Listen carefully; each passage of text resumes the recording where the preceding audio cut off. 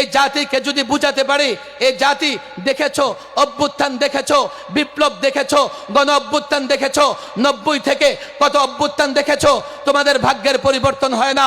আমাদের কাছে ফর্মুলা আছে, আইয়ামে জাহিলিয়াতে যে ফর্মুলায় আইয়ামে জাহিলিয়াত দূর হয়েছে, আরবের লোকেরা, গোটা পৃথিবীর লোকেরা পর্যায়ক্রমে অর্থনৈতিক নিরাপত্তা, অর্থনৈতিক সাম্য রচনা করেছে, ন্যায় বিচার প্রতিষ্ঠা করেছে, সামাজিক মর্যাদা প্রতিষ্ঠা করেছে, ন্যায় ইনসাফ প্রতিষ্ঠা করেছে।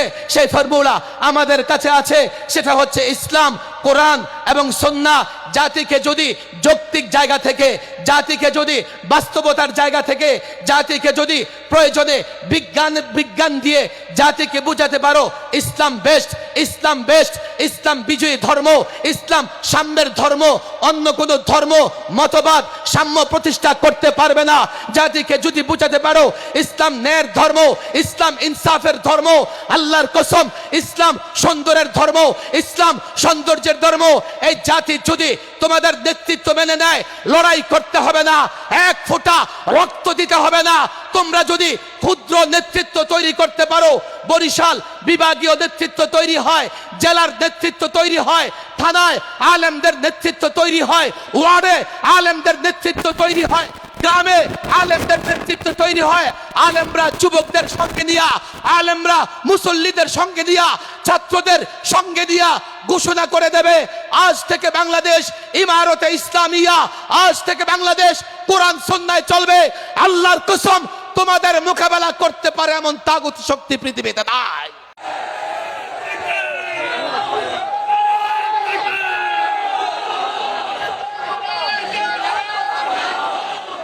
ونؤمن به ونتوكل عليه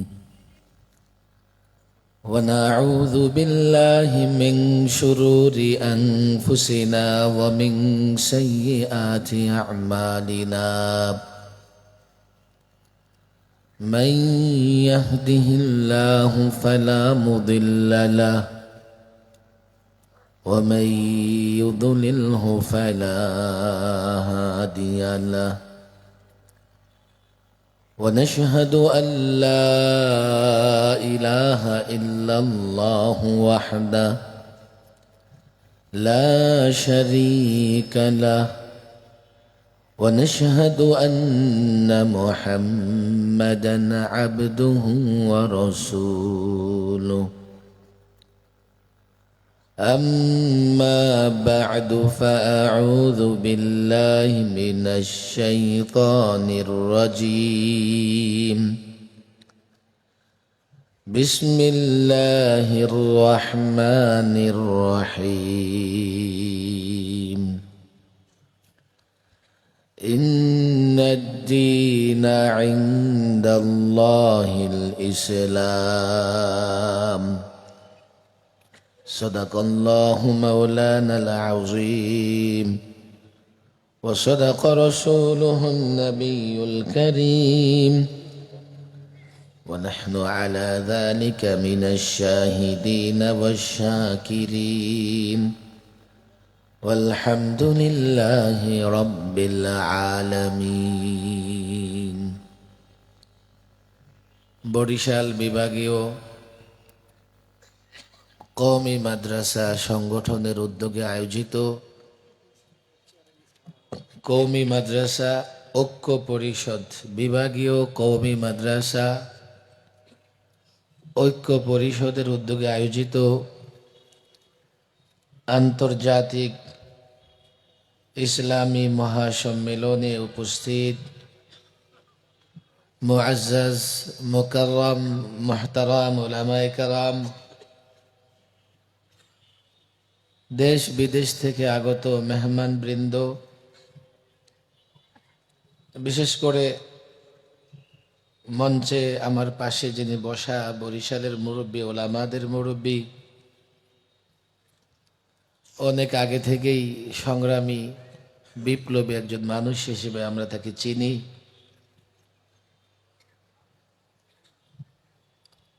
এছাড়া পুরো স্টেজেই তো ওলামায়ে কেরামের পদার্পণে ধন্য হয়ে আছে। নাম বলে পদবি উচ্চারণ করে আমি কাউকে ছোট করতে চাই না। তবে এই অঞ্চলে আমার যদ্দূর মনে পড়ে দেশ বিদেশের মেহমান মিলিয়ে মাদারিসে কওমিয়ার সবচাইতে বড় সম্মেলন হয় এটা। সামনে যারা আছেন মাদারিসে কওমিয়ার ছাত্র, মঞ্চে যারা আছেন মাদারিসে কওমিয়ার আসাতিজায়ে কেরাম, শিক্ষকবৃন্দ, নিরেট ওলামাদের উপস্থিতিতে, মাদারিসে কওমিয়ার ছাত্রদের উপস্থিতিতে এত বড় আয়োজন এই বঙ্গে দ্বিতীয়টা হয় বলে আমার জানা নাই। হ্যাঁ, অনেক দরবার বা অনেক খানকা শরীফে ব্যাপক জমায়েত হয়, লক্ষাধিক লোকের জমায়েত হয়, লক্ষ লক্ষ লোকের জমায়েত হয়। কিন্তু বিশেষ একটা শ্রেণী, বিশেষ একটা দল, বিশেষ শিক্ষা প্রতিষ্ঠানের আয়োজনে এত বড় সম্মেলন এই বঙ্গে দ্বিতীয়টি অনুষ্ঠিত হয় না। আজকে এখানে মাদারিসে কওমিয়ার তালিবুল ইলম, আসাতিজায়ে কেরাম যারা উপস্থিত হয়েছেন তাদের এই সম্মেলনটা এজন্যে গুরুত্বপূর্ণ, এদেশে দ্বীন এবং ইসলাম হেফাজতের জন্যে, সেটা রাজনৈতিক ময়দানে হোক, খানকায় হোক, সামাজিক কোনো কর্মকাণ্ডে হোক, যে কোনো জায়গায় যে কোনো মুহূর্তে সঠিকভাবে দিন মানা, দিন জানা, দিনের উপরে অবিচল অটল থাকা মাদারিসে কওমিয়া ছাড়া সম্ভব নয়।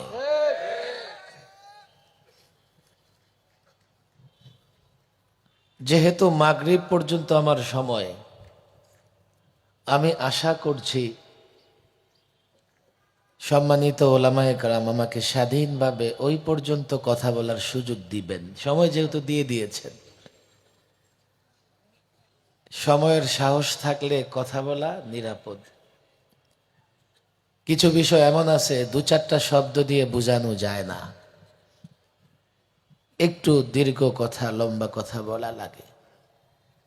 যার জন্য আমাকে যখন বলা হলো 4টা 4 মিনিটে বলা হলো 4টা 10 মিনিটে আপনাকে স্টেজে থাকতে হবে, তখন বাজে 4টা 4, বলা হলো 4টা 10 মিনিটে আপনাকে স্টেজে থাকতে হবে। কতটা বিদ্যুৎ গতিতে আমি প্রস্তুতি নিয়েছি আল্লাহ তাবারক ওয়া তাআলা ভালো জানেন। তবে মামুলাত আমি একটাও ছাড়ি নাই। আমার যতগুলো মামুলাত আছে দুপুরে খাবার দাবারের পরে, এগুলো শেষ করে এই কম সময়ের মধ্যে স্টেজে আসছি। তাড়াতাড়ি আসার পেছনে কারণ হচ্ছে আজকে এই মাদারিসে কওমিয়ার ছাত্র এবং এই কওমি মাদ্রাসার কর্ণধার, পরিচালক, আসাতিজায়ে কেরামের সামনে আমি আমার কিছু অভিব্যক্তি, আমার কিছু ব্যথা, আমার কিছু মনের কথা যাতে নির্ভয়ে, নিরিবিলি এবং একটু সময় নিয়ে উচ্চারণ করতে পারি, যার জন্যই তাড়াহুড়ো করে আমি এসেছি। না হলে হয়তো বা বলতাম একজন আলোচনা করুক না, আমি একটু পরে আলোচনায় অংশ নিব। আর এই মঞ্চে যত ওলামায়ে কেরাম আছেন তাদের এক একজনকে চেয়ারে বসিয়ে দিলে ঘন্টার পর ঘন্টা বিনা লোকমায় আলোচনা করতে পারবেন। আমাদের মাদারিসে কওমিয়া এমন সূর্য সন্তান আছেন, এই মঞ্চেও আছেন। সুতরাং এই মঞ্চে আসা, বক্তৃতা করা, এটা কোনো ওয়াজ মাহফিলের উদ্দেশ্যে নয়, কোনো জ্ঞান বিতরণের উদ্দেশ্যে নয়। মাশাআল্লাহ, মঞ্চের ওলামায়ে কেরাম যথেষ্ট যোগ্য, প্রাজ্ঞ, অভিজ্ঞ, সাহসীও বটে। আর আপনারা যারা কওমি মাদ্রাসার ছাত্র আছেন, ঘন্টার পর ঘন্টা নিজেরা ওয়াজ মুখস্থ করতে থাকেন। আপনাদের পেটে ওয়াজের ডিপু আছে, ওয়াজ আমি কেমনে শোনাবো? ওলামায়ে কেরাম মাদ্রাসার ছাত্রদের এই প্রোগ্রামে, যদিও আমি আগের কয়েকটা প্রোগ্রামে এসেছি, কখনো মনে হয় নাই যে আমি ধীরস্থিরে কিছু কথা বলতে পারবো। আজকে আমার মনে হচ্ছে সময়টা মাগরিব পর্যন্ত হওয়ার কারণে আমি ধীরে ধীরে আমার কথাগুলো বলে শেষ করতে পারবো। এর আগে আমি 1 মিনিটের একটা অনুরোধ জানাতে চাই। ডানে বায়ে রাস্তাঘাটে, রাস্তায় আওয়াজ যায় নাকি? সব মাইক চালু তো না? আমি একটু সময় নিতেছি যাতে মসজিদগুলোতে নামাজ শেষ হয়।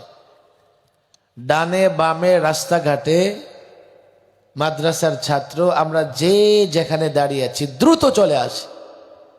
আমার অনুরোধ থাকবে, ডান দিকে একজনও আমরা দাঁড়িয়ে থাকতে পারবো না। বাঁ দিকে গেইটে আমি আসার সময় দেখছি হাজার হাজার তালেবান। আমি বাঁ দিকে মেহমান যেদিক দিয়ে প্রবেশ করেন ওখানে যে তালেবানদের দেখে আসছি, দ্রুত ভেতরে আসো, দ্রুত আসতেছে। স্বেচ্ছাসেবকদের বলবো হাতে পায়ে ধরে ওদের ভেতরে ঢুকাইয়া দেন। হ্যাঁ, স্বেচ্ছাসেবক যারা আছি আমরা কষ্ট করে হাতে পায়ে ধরে প্রত্যেকটা ছাত্র যাতে চলে আসে আমরা এই ব্যবস্থা করি।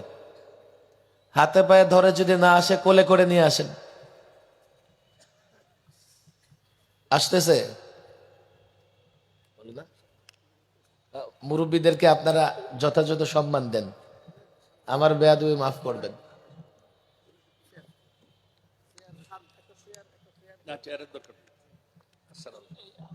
হুজুর ভালো আছেন? হ্যাঁ মাশাআল্লাহ।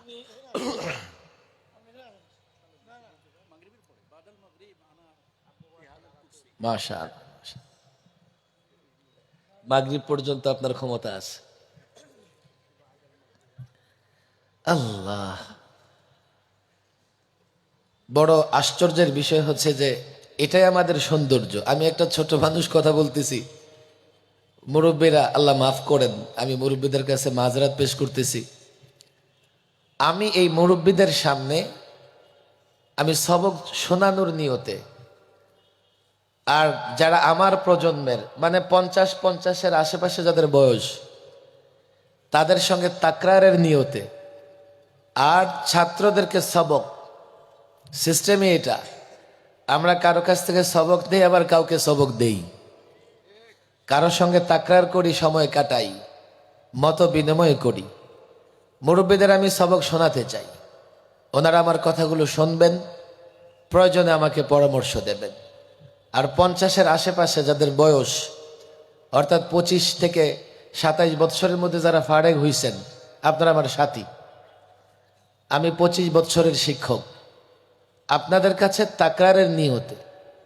আর ছাত্র যারা আছে, সবক তোমাদের জন্যে, ওয়াজ না, তোমাদের পেটে ওয়াজের ঢিপু আছে আমি জানি।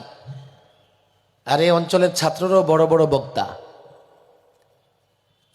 আমি আমার মনের ব্যথার জায়গা থেকে কিছু কথা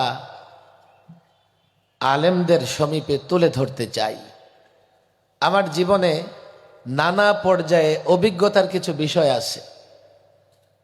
ছাত্র জীবনে বড়দের খেদমত করেছি, বড়দের জোতা টেনেছি, এরপরে আবার বড়দের সঙ্গে আত্মীয়তার সম্পর্ক করেছি, এরপরে আবার বড়দের নেগরানিতে সেই 2001 থেকে ইসলামী আইন বাস্তবায়ন কমিটি যখন গঠন হয়েছে, বড়দের সঙ্গে থেকে একই মঞ্চে বক্তৃতা করেছি, বড়দের সঙ্গে থেকে একই ময়দানে আন্দোলন সংগ্রাম করেছি। সর্বশেষ হেফাজতে ইসলামের ব্যানারেও আমি আন্দোলন সংগ্রাম করেছি। গত 16 বৎসরে 3 বার আমাকে সরকারের বিশেষ মেহমান হতে হয়েছে।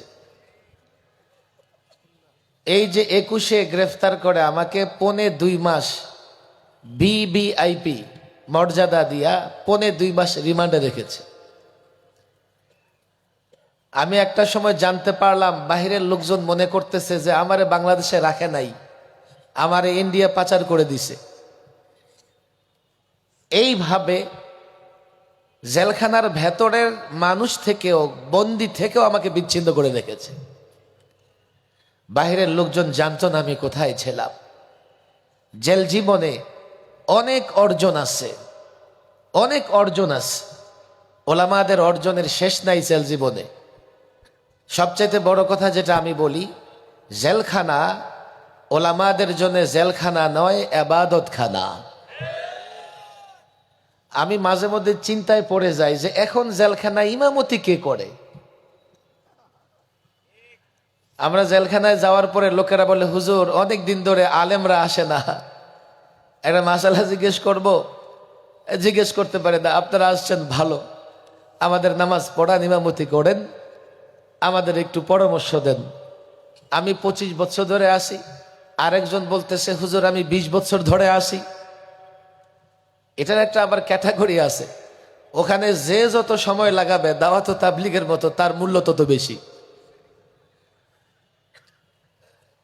মাঝে মধ্যে টেনশনে পড়ে যায়, এখন জেলখানা ইমামতি কে করে? সমাধান কি? ইসলাম প্রতিষ্ঠার আন্দোলন চলবে, একদল ময়দানে থাকবে আর একদল জেলখানায় থাকবে। বলে হুজুর এখন কেন জেলে যাব? আরে এখনো তুমি সঠিক কথা বলো, তোমাকে জেলে যেতে হবে। আমরা ডক্টর ইউনূস সরকারকে সময় দিয়েছি, এবং যেহেতু সামান্য কয়েকদিনের মেহমান, আমরা বড় ধরনের কোনো আন্দোলন কর্মসূচি কিংবা কথাবার্তা বলি না। নেক্সট গভর্নমেন্ট যেই আসুক না কেন, আমাদের আন্দোলন সংগ্রামের যে ধারাবাহিকতা, যতদিন সত্যিকার অর্থেই ইসলামী বিপ্লব না হবে, আমাদের আন্দোলন সংগ্রাম চলবে, চলবে, চলতে থাকবে। সুতরাং কেউ জেলে, কেউ রেলে, কেউ ময়দানে থাকবে, এটাই স্বাভাবিক। জেল জীবনের অনেক অর্জন আছে ওলামা একরামের। মাঝে মধ্যে এখনো চিন্তা করি, জেলে ভালো লাগার সময় কোনটা ছিল? জেলে ভালো লাগার সময় ছিল রাত 1:30 থেকে ফজর পর্যন্ত সময়টা, যখন আলেমদের এক এক কামরা থেকে কান্নার আওয়াজ বের হয়ে আসতো। 1:30টার সময় কোন আলেম দাঁড়ায়, নামাজে দাঁড়ায় তেলাওয়াত করতেছে আর কাঁদতেছে। দেখার সুযোগ ছিল না, যেহেতু কামরাগুলো লম্বা, একটার পর একটা, একটার পর একটা। দিনের বেলায় আলেম তার কান্না লুকাইতে পারলেও রাতের নীরবতায় সে তার কান্না লুকাতে পারতো না। রাতের নীরবতা ভেঙে কান্নার আওয়াজ ভেসে আসতো। এই যে 1:30টা থেকে ফজর পর্যন্ত কেউ দাঁড়িয়ে, কেউ রুকুতে, কেউ সিজদায়, কেউ তেলাওয়াত করতেছে, তাহাজ্জুদ পড়তেছে, কান্না করতেছে। লোকেরা আর যাই বলুক না কেন, 24-এর অভ্যুত্থান, 5ই আগস্টের ফেসিবাদের পলায়ন, তারা পালাতে বাধ্য হয়েছে, কেননা আলেমদের বদদোয়ার কারণে আল্লাহর গজব তাদের উপর এসেছে। 16 বছর তো রক্ত কম দেই নাই, চূড়ান্ত পতন হয়েছে। এখানে আমি একটা আশাবাদী, আল্লাহর গজবে যাদের পতন হয় তারা ফিরতে পারে না, তাদের সমাধি হয়ে যায়। সুতরাং দিল্লি থেকে যতই বলুক, যতই তারা বলুক আসবে কিংবা আসবে না, আগেও তারা জাতির সঙ্গে ওয়াদা করেছিল, বলেছিল না পালাবে না, ওয়াদা ঠিক রেখেছে। এখন যদি বলে ফিরে আসবে, ওয়াদা ঠিক রাখবে না, ফেসিবাদ ফিরতে পারবে না। আমরা ইসলাম প্রতিষ্ঠার রাস্তা, পথ থেকে এক একটা বাধা দূর করেই চূড়ান্ত লক্ষ্যে পৌঁছাবো ইনশাআল্লাহ। কিন্তু জেল জীবনে আমার আরেকটা অর্জন আমি ছাত্রদের কানে কানে বলে যেতে চাই। লম্বা ফিকির, লম্বা চিন্তা করার সুযোগ হয়। কখনো কখনো কোনো বিষয় নিয়ে 1 ঘন্টা, 2 ঘন্টা, 3 ঘন্টা, 4 ঘন্টা পর্যন্ত ভাবতে থাকতাম যে ব্যাপারটা তো এমন, এইভাবে আমরা কি করে চূড়ান্ত লক্ষ্যে পৌঁছাবো। বাধা, এটা বাধা, ওটা বাধা, কত রকমের বাধা। আমরা এত বাধা অতিক্রম করে কিভাবে সফল হব চিন্তা করতাম। বাধাগুলো নিয়ে চিন্তা করতাম, আমাদের লক্ষ্য উদ্দেশ্য নিয়ে চিন্তা করতাম, আমাদের পাথেও নিয়ে আমরা চলতে থাকব। কি নিয়ে চলব? আমরা চলতে থাকব আমাদের চলার পথে কর্মসূচি কি হবে, আমরা চলতে থাকব আমাদের চলার পথে বাধাগুলো কি হবে। আমি বারবারই মনে করেছি, জেলখানায় বসে আমরা তো চলতে থাকি, কিন্তু বাধাটা কি আসতে পারে, বাধাটা কত বড় আসতে পারে, সেই বাধা মোকাবেলা করবার জন্যে আমার প্রস্তুতি কি হতে পারে, সেই বাধা মোকাবেলা করবার জন্যে আমি কি করে অগ্রসর হব, আমি কি বাধায় পড়ে ফিরে আসব না অগ্রসর হব, বাধাগুলো কি ধরনের হতে পারে। সিরাতুন নবী সাল্লাল্লাহু আলাইহি ওয়াসাল্লামের দিকে তাকালে আমরা এই যুগে দিন প্রতিষ্ঠায় যত বাধা হয় এর একটা নমুনা রাসূলুল্লাহর সিরাতে আছে। নানা রকমের বাধা হতে পারে। আমাদের লোকেরা গালাগালি করে, কেউ অবাক হয় আপনাদেরকে গালাগালি করে, আমি বলি নবীদেরকেও ছাড়ে নাই, লোকেরা গালাগালি করেছে। আমাদের বিরুদ্ধে লোকেরা নানা রকমের প্রপাগান্ডা ছড়ায়, মিথ্যা ছড়ায়, আমি বলি না, নবী রাসূলদেরকেও ছাড়ে নাই।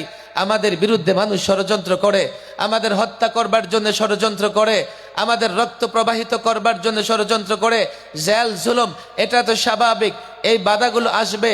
মাদারিসে কওমিয়ার ছাত্র, মাদারিসে কওমিয়ার আসাতিজা ইকরাম, আমরা বাধাগুলো নিয়ে চিন্তা করি না।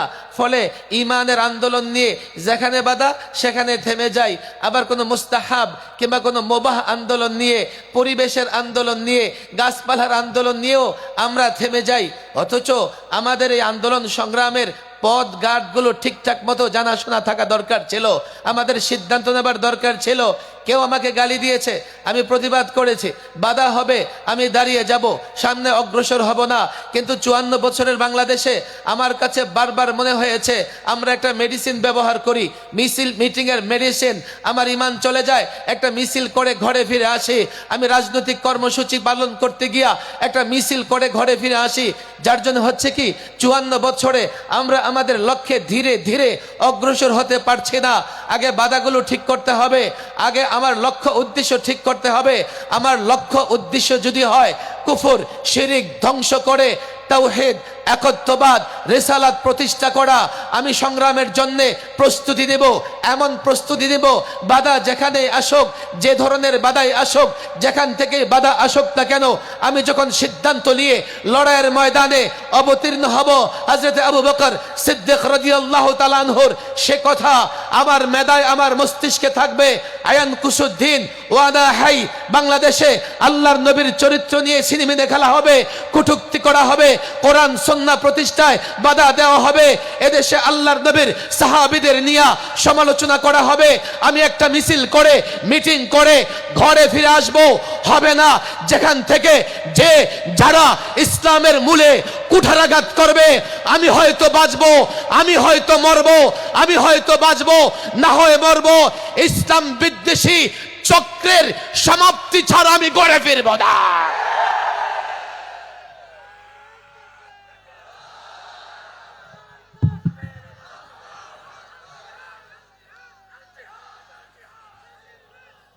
কথা দীর্ঘ, কিন্তু আমি যে পথ চলতে চাই, আমি বারবার মনে হয়েছে আমাদের প্রস্তুতি খুব দুর্বল। ছেলেরা বলবো যে কি প্রস্তুতি? আমাদের তালিমি প্রস্তুতি দুর্বল। সমস্ত লড়াই সংগ্রাম আন্দোলনের ইতিহাসে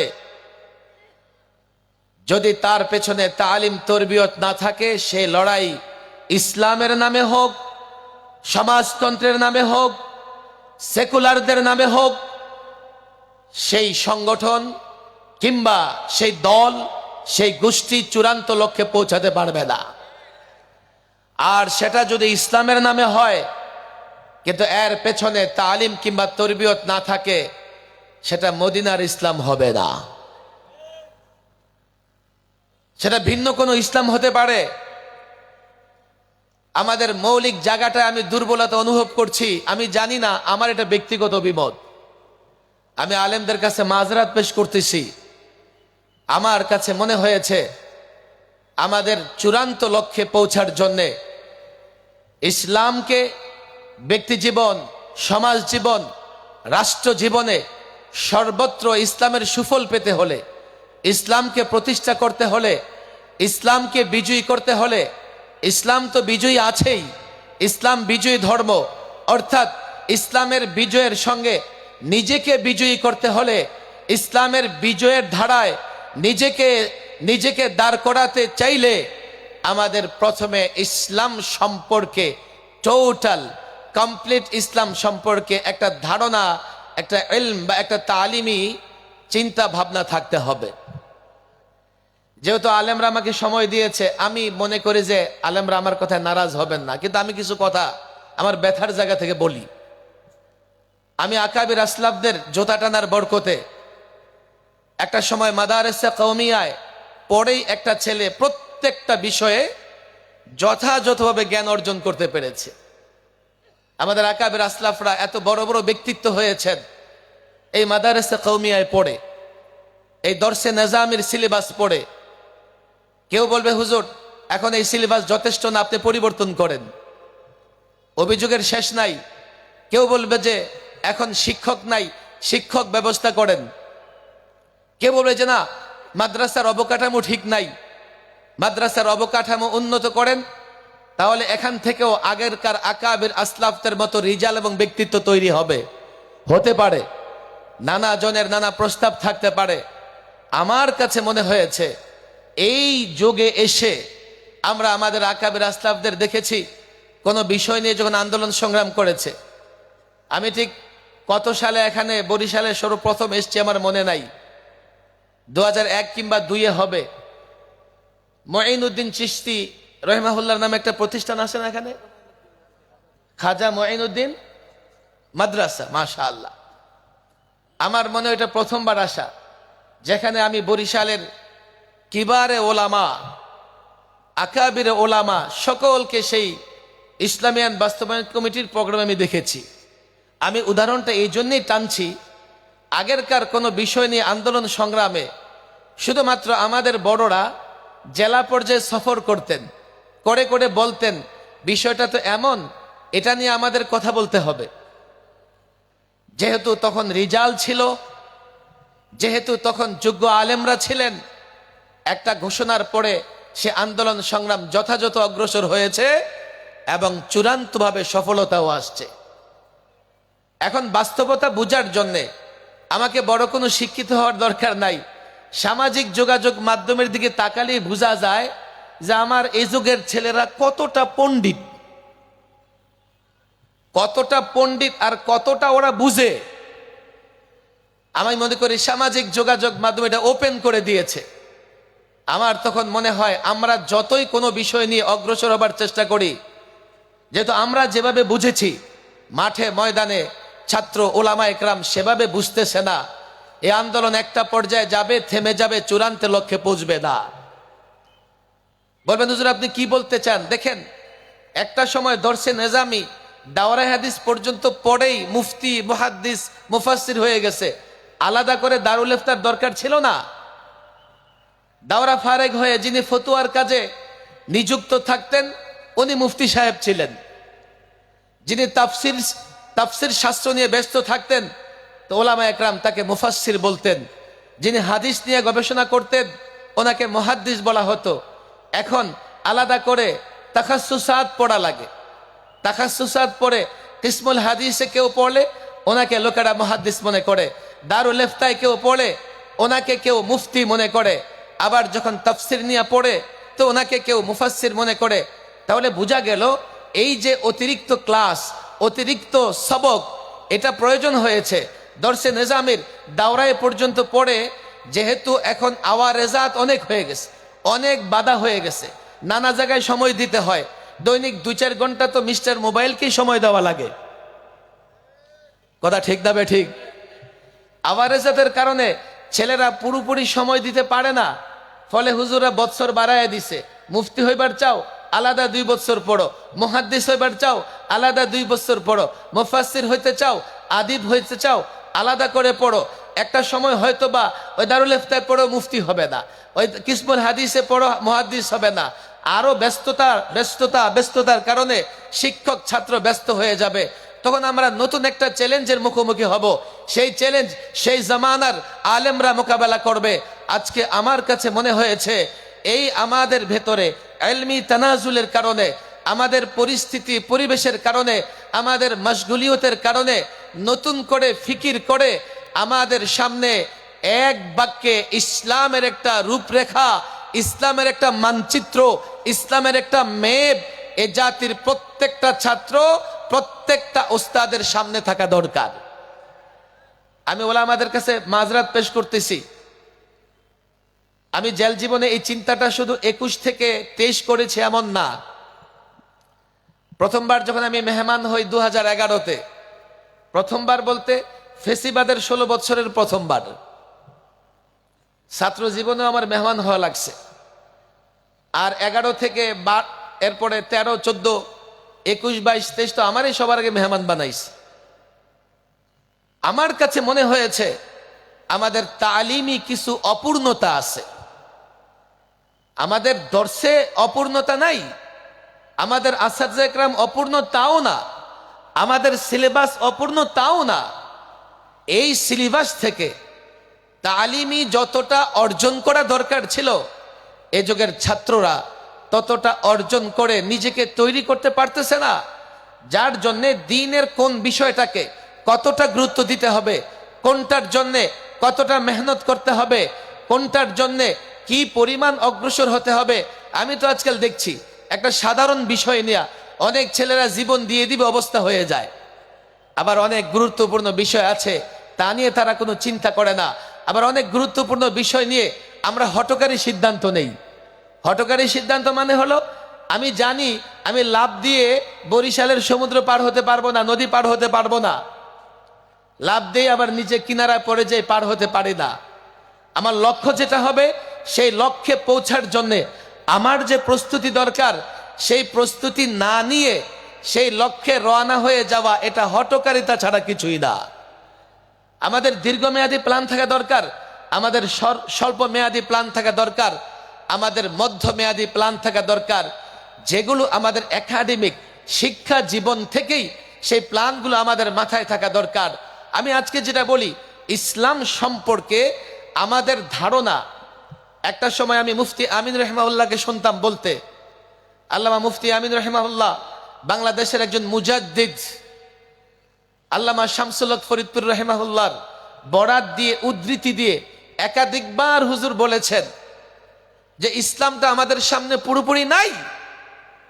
আপনি অবাক হবেন, এখনো তাহাজ্জুদ গুজার মুসল্লি আমারে দেখেও বলে হুজুর আপনি রাজনীতি কেন করেন। আমি আলেমদের কাছে মাযরাত পেশ করে বলতে চাই, যেদিন থেকে দারুল ইফতার সঙ্গে আমি জড়িত, তাও 25 বছর হয়ে গেছে, দারুল ইফতার ফতোয়ার কিতাবগুলোতে আল বাহরুর রায়েক বলেন, আলমগিরি বলেন, বাদায়ুস সানায়ে বলেন, ফতোয়ে শামী বলেন, শুরুতেই যখন কিতাবুত তাহারাতের আলোচনা শুরু হয়, উমুরে দিন, দিনের বিষয়াদি, বা কোথাও আছে মাদারু উমুরি দিন, দিনের বিষয়গুলো, সমস্ত বিষয়গুলো যে কটা জিনিসের উপরে নির্ভরশীল, মুখতাসার সংক্ষিপ্তভাবে প্রায় সকল ফুকাহা একরাম আলোচনা করেছেন। আমাদের দিনের ভিত্তি কি কি বিষয়ের উপরে, আমাদের দিনে কি কি বিষয় আছে, ইজমালান সংক্ষিপ্তভাবে এর একটা আলোচনা আছে। আমি মনে করি আজকে এই আলোচনাটা সংক্ষিপ্ত হলেও আমি আপনাদের সামনে 2-4 মিনিটে বলতে চাই। মনোযোগ থাকবে ইনশাআল্লাহ? ছাত্ররা বলো মনোযোগ থাকবে ইনশাআল্লাহ? ছাত্র হাত উঠাও, হুজুরা হাত উঠাবেন না, মাশাআল্লাহ, লম্বা লম্বা। কারো হাত নামলে আমি 2 হাত উঠাইয়া দিব। আমি যে আগামীকাল বাসুম কোনো গ্যারান্টি তো নাই। লম্বা করো, লম্বা। কয়টা আঙ্গুল আছে?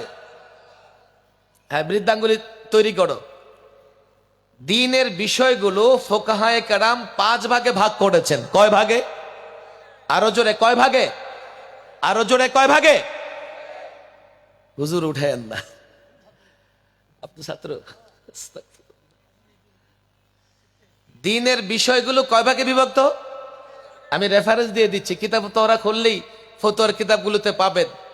1, বলো 1, আরো জোরে 1, আরো জোরে 1, আকায়েদ। আকায়েদ মানে কি? আকীদা। আকীদা মানে কি? বিশ্বাসের কিছু বিষয় আছে না নাই? এটা কয় নাম্বারে? আরে কয় নাম্বারে? কয় নাম্বারে? 2, ইবাদাত। আরো জোরে, আরো জোরে, আরো জোরে। 3, মুআমালাত। আরো জোরে। 3, মুআমালাত। 4, উকুবাত। 4, উকুবাত। উকুবাত 5 আদাব। আরো জোরে, আরো জোরে। তাহলে দিনের বিষয়গুলোকে, হাত নামছে কেন? যাদের হাত নামাইছো 2 হাত উঠাও। হাত ব্যথা হয়ে গেছে?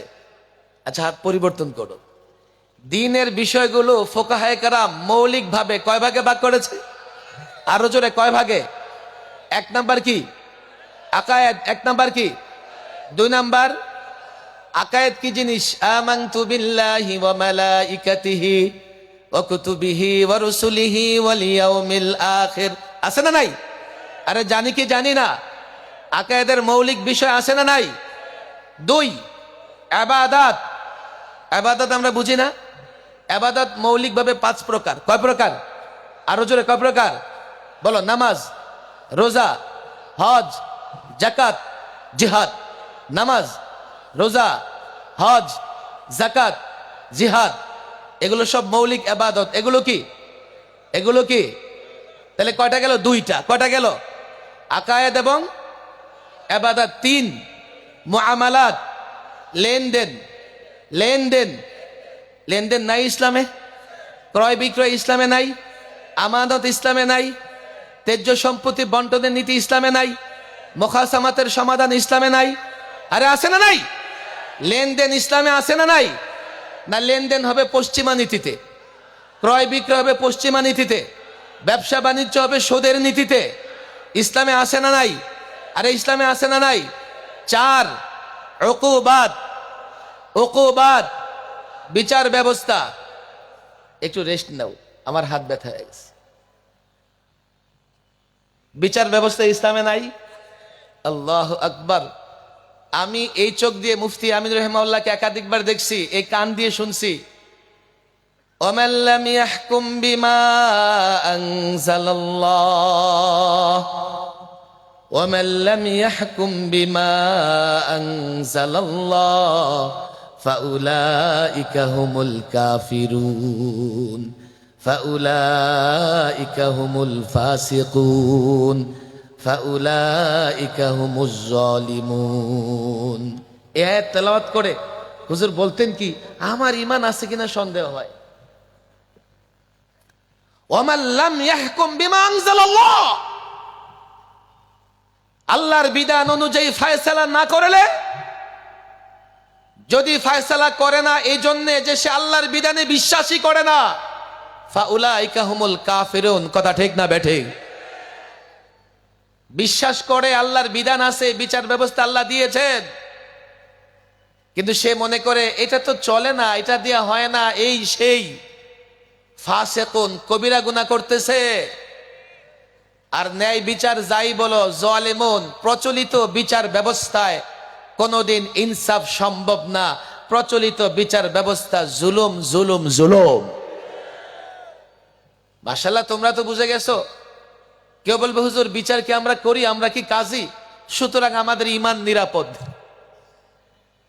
এখানে বলা হয়েছে যে বিচার করে না, আমরা তো কাজী না, আমরা তো বিচার করি না, সুতরাং আমাদের ঈমান একেবারে শিক্ষা প্রতিমন্ত্রী নওফেলের মতো।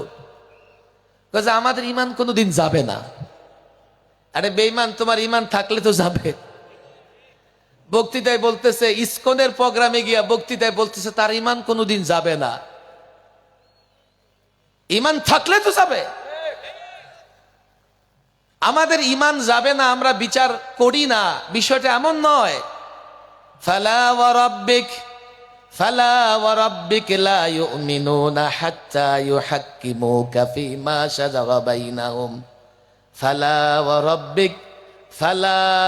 রাব্বিক লা ইউমিনুন হাত্তা ইউহাক্কিমুকা ফীমা শাজারা বাইনাহুম।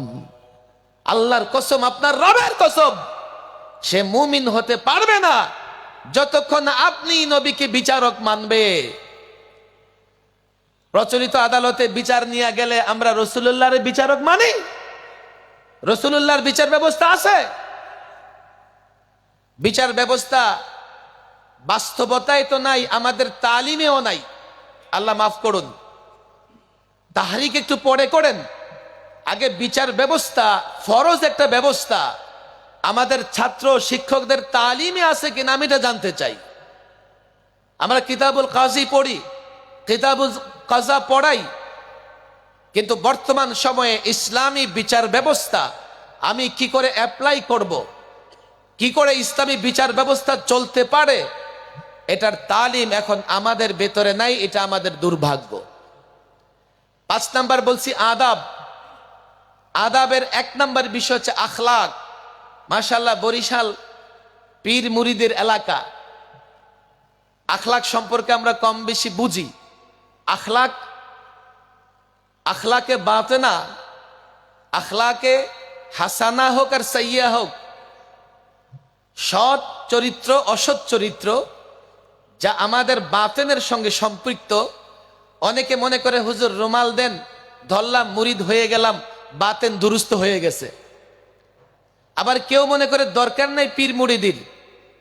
আচ্ছা, যে যাই মনে করো, আমাদের আভ্যন্তরীণ কিছু বিষয় এমন আছে যা অর্জন করা ফরজ, ফরজ অর্জন করা।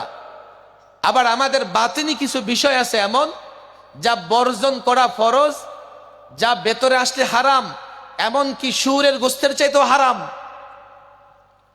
আমাদের ভেতরকে মুজাইয়ান করতে হবে ইখলাস দ্বারা, আমাদের ভেতরকে মুজাইয়ান করতে হবে তাকওয়া দ্বারা, আমাদের ভেতরকে মুজাইয়ান করতে হবে সিদক দ্বারা, আমাদের ভেতরকে মুজাইয়ান করতে হবে তাওয়াদু দ্বারা, আমাদের ভেতরকে মুজাইয়ান সুসজ্জিত করতে হবে আল্লাহর মহাব্বত, রাসূলুল্লাহর মহাব্বত দ্বারা। এগুলো প্রত্যেকটা একাধিক কোরআন হাদিসের আয়াত এবং দলিল দ্বারা প্রমাণিত। আবার ভেতর থেকে কিছু বিষয় বের করে দিতে হবে, কিবির বের করে দিতে হবে, মিথ্যা বের করে দিতে হবে, রিয়া বের করে দিতে হবে। প্রত্যেকটা হারাম, প্রত্যেকটা হারাম। সাধারণ পীর মুরিদি মনে করলে হবে না। যদি আমরা 5 নাম্বার বিষয়, দ্বীনের 5 নাম্বার বিষয় আখলাক, সৎ চরিত্র অর্জন করা, অসৎ চরিত্র থেকে দূরে থাকা, এটাও ফরজ। বলে হুজুর আমি তো বলি এটা বড় ফরজ। আমি সাখাওয়াত সাহেব যত বক্তৃতা করি না কেন, আমার যত বড় সংগঠন হোক না কেন, আমার ভেতরে যদি ইখলাস না থাকে, আমি জাতিরে জমা করে বুড়িগঙ্গায় জাপায়া পড়ব, না হয় 10 টাকায় বিক্রি হয়ে যাব। এই হলো কমপ্লিট ইসলাম, কমপ্লিট ইসলাম। আমার আকায়েদ বিশুদ্ধ হতে হবে। আমার ইবাদতের প্রত্যেকটা ফরজ বিষয়গুলো জানতে হবে, মানতে হবে। আমার মুআমালাত, লেনদেন ঠিক থাকতে হবে। লেনদেনের 1 নাম্বার বিষয় ক্রয় বিক্রয়। আল্লাহর কসম করে বলি, এই বিষয়ে আমরা চিন্তা করি না। যদি চিন্তা করতাম যে রাষ্ট্রে সুদ হবে অর্থনীতির মূল, আমি সেই রাষ্ট্রে কোনোদিন আরামে ঘুমাইতে পারতাম না।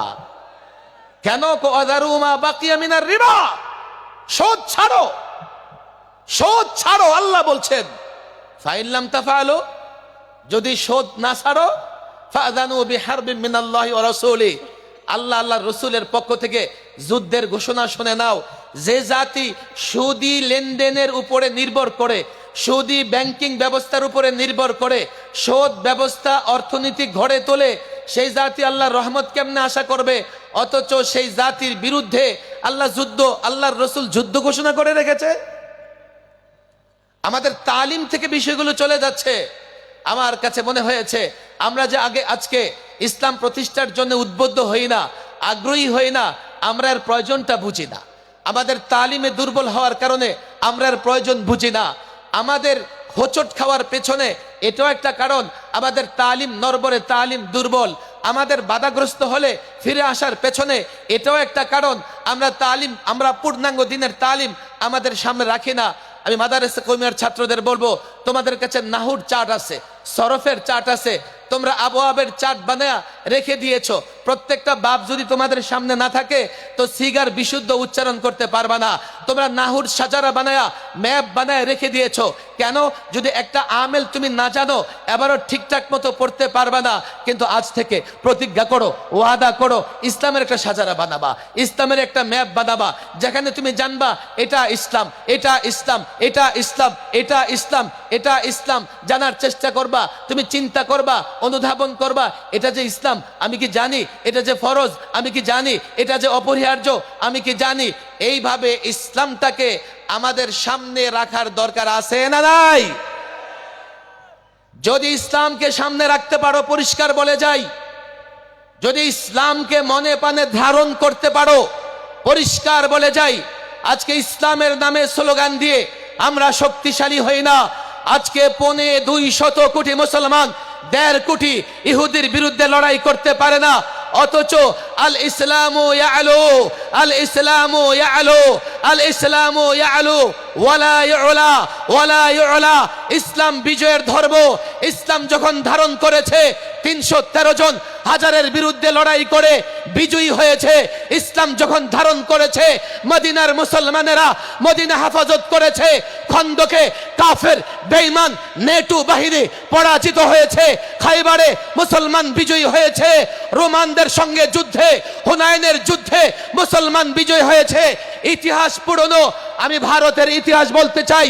শোনো শোনো, 1400 বছর আগে একজন যুবক যার নাম মোহাম্মদ বিন কাসেম, আরব থেকে 17 বছরের একজন যুবক, 17 বছরের একজন যুবক রাজা দাহিরকে পরাজিত করে দিল্লিতে ইসলামের পতাকা উড্ডীন করেছে। এই ভারত 600 বছর মুসলমান শাসন করেছে। শুধুমাত্র মুঘলরা 400 বছর ভারত শাসন করেছে। এজন্যই ইসলাম বিজয়ের ধর্ম। ইসলাম পরাজিত হয় না। আমরা কেন ইসলামের স্লোগান দিয়ে ইসলামী দল করে বিজয়ী হতে পারি না? আমি তো বলি ইসলামকে ধারণ করতে পারি নাই। আফাতুমিনুনা বিবাদিল কিতাব ওয়া তাকফুরুনা বিবাদিল কিতাব। তোমরা যদি আংশিক ইসলামকে মানো, আংশিক কোরআনকে মানো, দুনিয়ার জিন্দেগিতে লাঞ্ছনা আর মরার পরে তো আযাব আছেই। পূর্ণাঙ্গ ইসলাম ধরো, পূর্ণাঙ্গ ইসলাম ধরো, জানো, মানো। আল্লাহর কসম করে বলি, হোক দিল্লি থেকে মস্কো পর্যন্ত, তেল আবিব থেকে আমেরিকা পর্যন্ত, ইসলাম যদি ধারণ করতে পারো, তাগুত বেঈমান কাফের তোমাদের সামনে দাঁড়াতে পারবে না।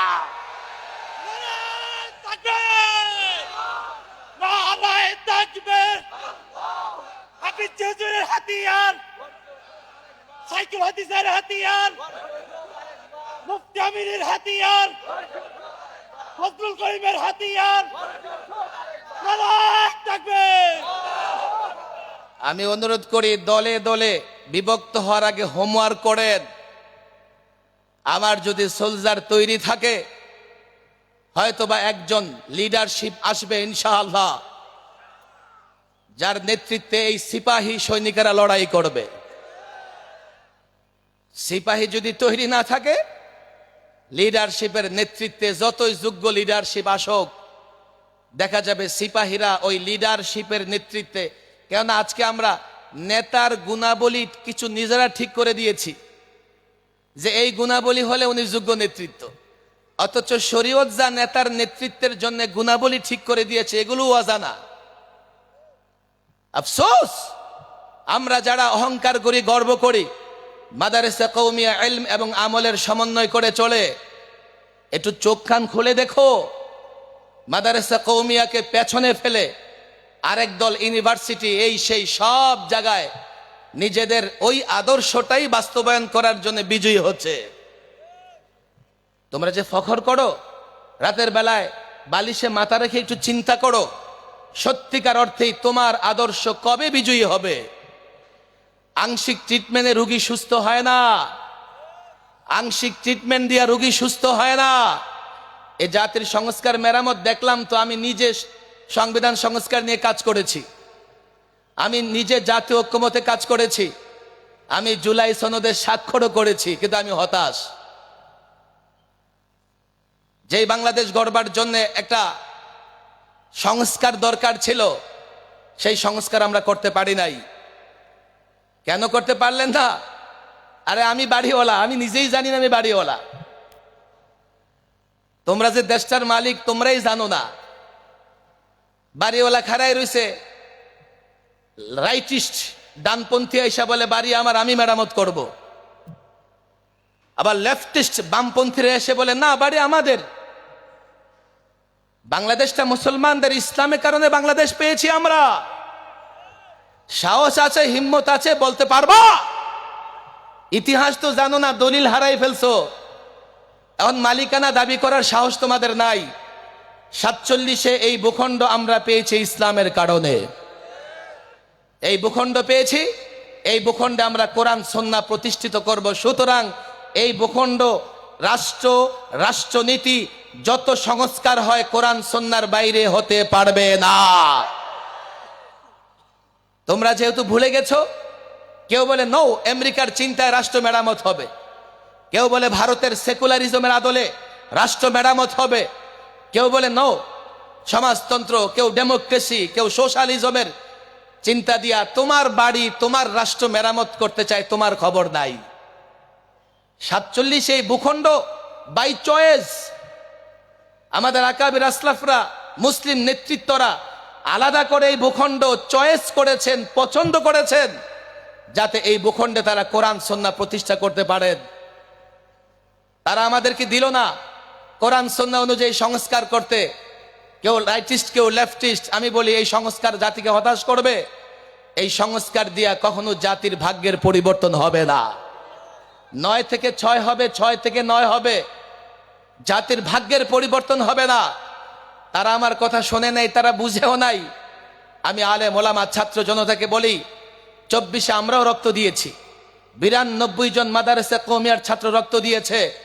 আর শোনো, শেষ লোকমায় পেট ভরে না।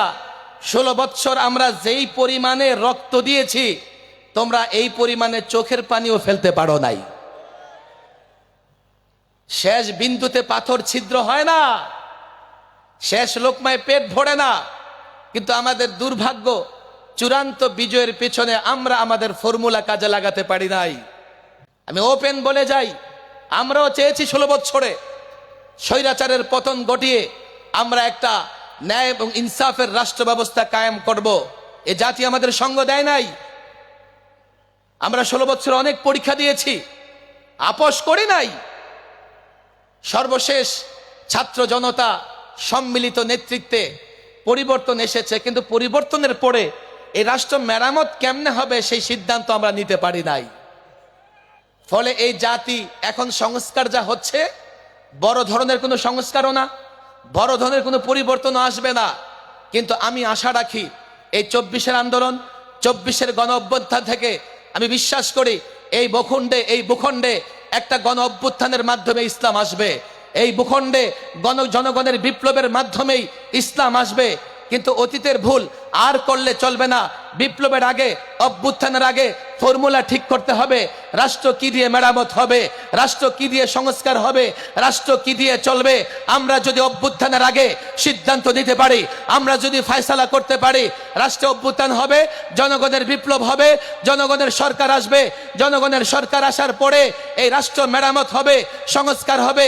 কোরআন এবং সুন্নাহ দিয়া আমরা এই সিদ্ধান্ত নিতে পারি, এবং সিদ্ধান্ত নেবার আগে এই জাতিকে যদি বুঝাতে পারি, এই জাতিকে যদি বুঝাতে পারি, এই জাতি দেখেছো, অভ্যুত্থান দেখেছো, বিপ্লব দেখেছো, গণ অভ্যুত্থান দেখেছো, 90 থেকে কত অভ্যুত্থান দেখেছো। তোমাদের ভাগ্যের পরিবর্তন হয় না। আমাদের কাছে ফর্মুলা আছে। আইয়ামে জাহিলিয়াতে যে ফর্মুলায় আইয়ামে জাহিলিয়াত দূর হয়েছে, আরবের লোকেরা, গোটা পৃথিবীর লোকেরা পর্যায়ক্রমে অর্থনৈতিক নিরাপত্তা, অর্থনৈতিক সাম্য রচনা করেছে, ন্যায় বিচার প্রতিষ্ঠা করেছে, সামাজিক মর্যাদা প্রতিষ্ঠা করেছে, ন্যায় ইনসাফ প্রতিষ্ঠা করেছে। সেই ফর্মুলা আমাদের কাছে আছে, সেটা হচ্ছে ইসলাম, কোরআন এবং সুন্নাহ। জাতিকে যদি যৌক্তিক জায়গা থেকে, জাতিকে যদি বাস্তবতার জায়গা থেকে, জাতিকে যদি প্রয়োজনে বিজ্ঞান দিয়ে জাতিকে বুঝাতে পারো ইসলাম বেস্ট, ইসলাম বেস্ট, ইসলাম বিজয়ী ধর্ম, ইসলাম সাম্যের ধর্ম, অন্য কোন ধর্ম মতবাদ সাম্য প্রতিষ্ঠা করতে পারবে না। জাতিকে যদি বুঝাতে পারো ইসলাম ন্যায়ের ধর্ম, ইসলাম ইনসাফের ধর্ম, আল্লাহর কসম ইসলাম সুন্দরের ধর্ম, ইসলাম সৌন্দর্যের ধর্ম, এই জাতি যদি তোমাদের নেতৃত্ব মেনে নেয়, লড়াই করতে হবে না, এক ফোঁটা রক্ত দিতে হবে না। তোমরা যদি ক্ষুদ্র নেতৃত্ব তৈরি করতে পারো, বরিশাল বিভাগীয় নেতৃত্ব তৈরি হয়, জেলার নেতৃত্ব তৈরি হয়, থানায় আলেমদের নেতৃত্ব তৈরি হয়, ওয়ার্ডে আলেমদের নেতৃত্ব তৈরি হয়, গ্রামে আলেমদের নেতৃত্ব তৈরি হয়। আলেমরা যুবকদের সঙ্গে নিয়া, আলেমরা মুসল্লিদের সঙ্গে নিয়া, ছাত্রদের সঙ্গে নিয়া ঘোষণা করে দেবে, আজ থেকে বাংলাদেশ ইমারতে ইসলামিয়া, আজ থেকে বাংলাদেশ কোরআন সুন্নাহয় চলবে। আল্লাহর কসম তোমাদের মোকাবেলা করতে পারে এমন তাগুত শক্তি পৃথিবীতে নাই।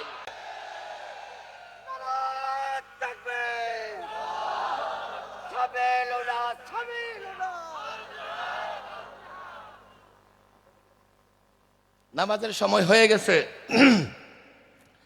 আমি যেটা বলতে চাই যে তালিমান আমাদের মধ্যে আগে দিন নিয়ে আসি আমরা। বলে হুজুর তাহরিক কি বাদ? নো, প্রয়োজনে মাঠে নামবো, মিছিল করব, সমাবেশ করব, আমাদের মূল হোমওয়ার্ক হচ্ছে তালিমান, আগে দিনকে ধারণ করা। তালিমের সঙ্গে আমরা আরেকটা শব্দ বলি তরবিয়ত। আমাদের মূল হচ্ছে ছাত্রদের বলি, দেখো বাংলাদেশে যারা নেতৃত্ব দিয়েছেন, যারা নেতৃত্ব দিচ্ছেন, সবারই একটা তালিমি ভিত আছে।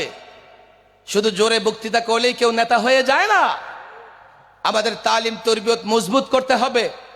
আমরা যখন দায়ী হব, আমরা যখন সত্যিকার অর্থে সৈনিক হব, তখন দাওয়াতের মাধ্যমে ইসলামের প্রত্যেকটা সাম্য শান্তির বিধান প্রত্যেকটা যুবকের কাছে পৌঁছে দেব, তখনই আমরা বিজয়ী হতে পারবো। কথা ঠিক না বে ঠিক? আজানের সময় হয়ে গেছে। আল্লাহ তাবারক ওয়া তাআলা, আমি সংক্ষিপ্ত কিছু কথাই বললাম, যদি কোনো ভুল হয়ে থাকে আমি মাযরাত পেশ করতেছি, যদি সঠিক বলে থাকে আমি উলামায়ে কেরামের সহযোগিতা চাই। আল্লাহ তাবারক ওয়া তাআলা আমাকে, আপনাকে, আপনাদেরকে সকলকে